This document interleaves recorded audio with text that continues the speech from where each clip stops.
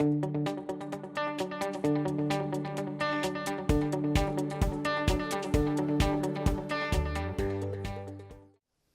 this module, we are going to look at some of the challenges for education that are arising in conjunction with some of the more significant changes that are occurring in the contemporary world. We will try to make the connection between these changes in education by way of the concept of literacy. Literacy is a prominent feature in contemporary debates over education. It is most often spoken about in the language of crisis, a crisis of literacy, by which is meant that national standards of literacy are falling in international comparisons. The idea of a crisis of literacy has also become something of a symbol for all that is wrong with education today. When people talk of a crisis of literacy, they are usually referring to the basic reading and writing skills, the kind of first stages of communication that we looked at early on in Module 1. The connecting of sounds to letters, the assembling of letters into words, ensuring that they're being spelt correctly, and then the assembling of words into grammatically correct sentences, those that do not read as if they were written by Yoda. Here we're not concerned with whether these claims of a crisis are warranted or not. This is a complicated issue, and there are often heated discussions over what benchmarks are and ought to be used.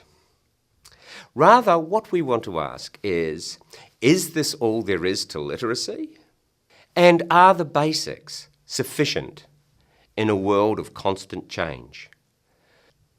We will return to these questions throughout this module. Where do we start?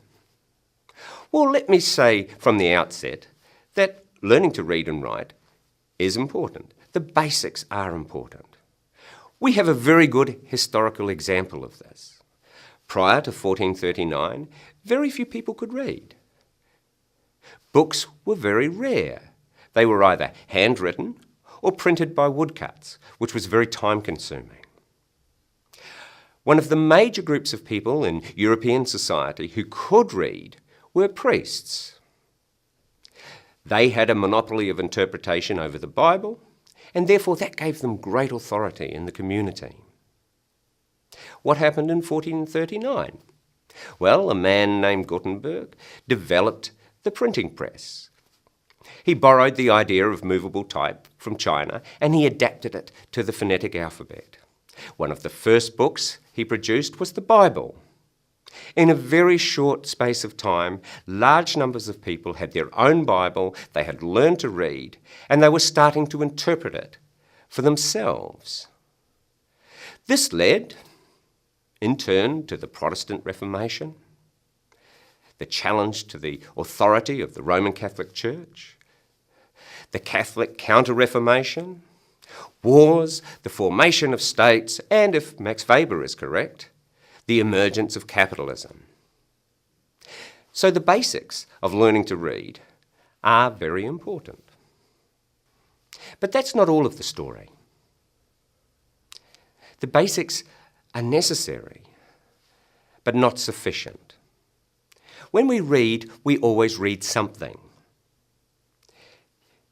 When reading to acquire meaning, we need to have a grasp of much wider sets of cultural understandings. In the Gutenberg case, the Bible was never just a collection of letters, words, and sentences.